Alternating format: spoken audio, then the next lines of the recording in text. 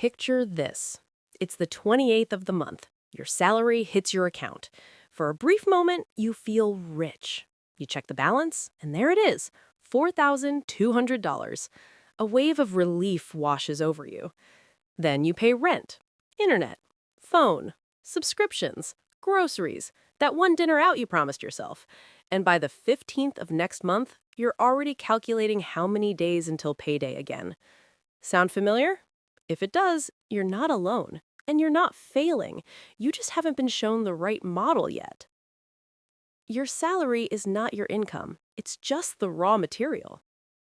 Let's talk about something most financial advice skips entirely. We've been trained, by school, by our parents, by society, to believe that getting a good job with a good salary is the destination, the finish line. But here's the thing. A salary is a single stream of income, one stream. And if that stream dries up, if you lose your job, if you get sick, if the company downsizes, everything stops.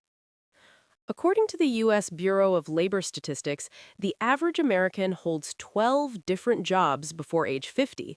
That's 12 potential income disruptions.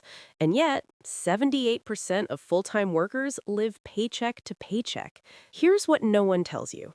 The wealthy don't rely on a salary. They build systems where money flows in whether they're working or not. They treat their paycheck as fuel, not a destination. Now, you might be thinking, that's easy to say when you're already rich. Fair.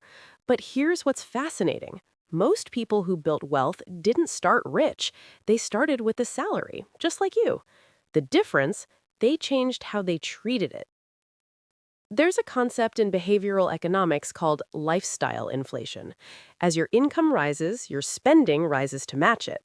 This isn't a moral failing, it's hardwired human psychology. Researchers at Princeton found that emotional well-being doesn't significantly improve beyond $75,000 a year. More recently, a 2021 study updated that to around $100,000. But the core truth is the same. After a certain point, more money doesn't make you happier. Spending more money makes you feel like you need more money. We don't buy things with money. We buy them with hours of our lives. Think about that. If you earn $25 an hour, that $500 jacket didn't cost $500. It cost you 20 hours of your life. Once you start thinking this way, every purchase has a different weight. But here's where it gets interesting. The same psychological quirk that causes lifestyle inflation, the need for status, for comfort, for certainty, can be redirected. You can make building wealth feel just as satisfying as spending. You just need to rewire the feedback loop.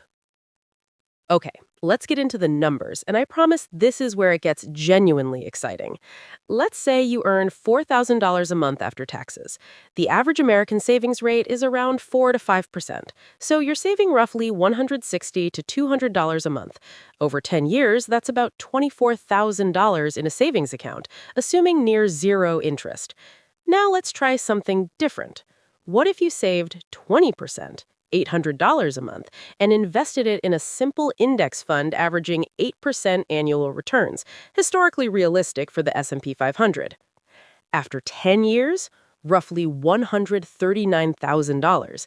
After 20 years, roughly $471,000. After 30 years, roughly $1,200,000. Same salary, completely different outcome. The difference is the system.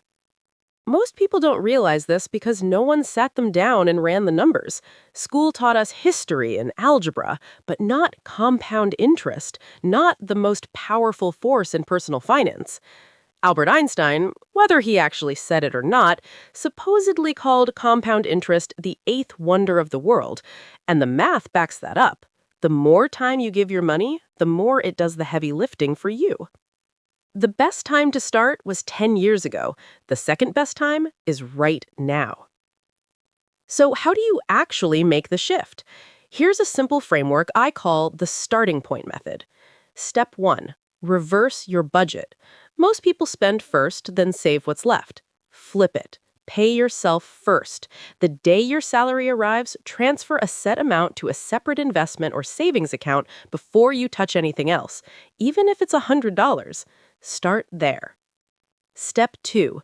Build your first income stream. Your salary is stream 1. What's stream 2? It doesn't have to be passive income from day one. It could be freelancing, consulting, selling digital products, dividends, rental income. The key is starting the process of building something that runs alongside your salary. Step 3. Automate everything. The biggest enemy of wealth building is decision fatigue. If you have to decide every month whether to invest, you'll skip it. Automate your savings, automate your investments, remove yourself from the equation. Step 4. Track your net worth, not your paycheck. Most people track their salary. Wealthy people track their net worth. Net worth is what you own minus what you owe. When that number grows, even slowly, your psychology shifts. You stop seeing yourself as someone who earns money and start seeing yourself as someone who builds it.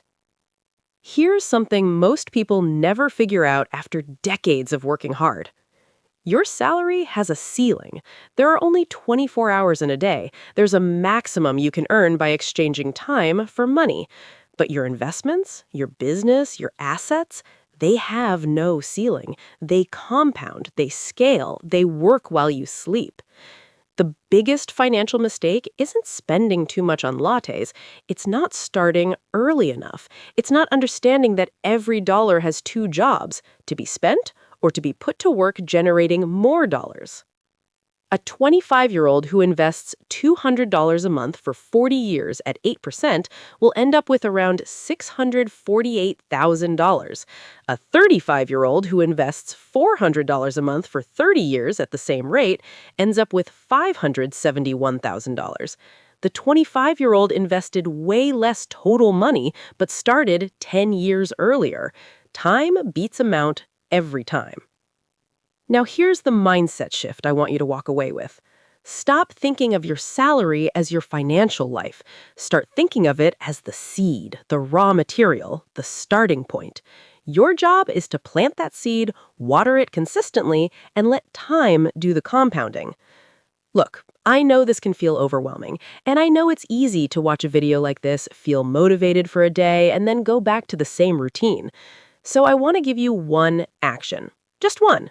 Today. Not next week, not when you get a raise. Today.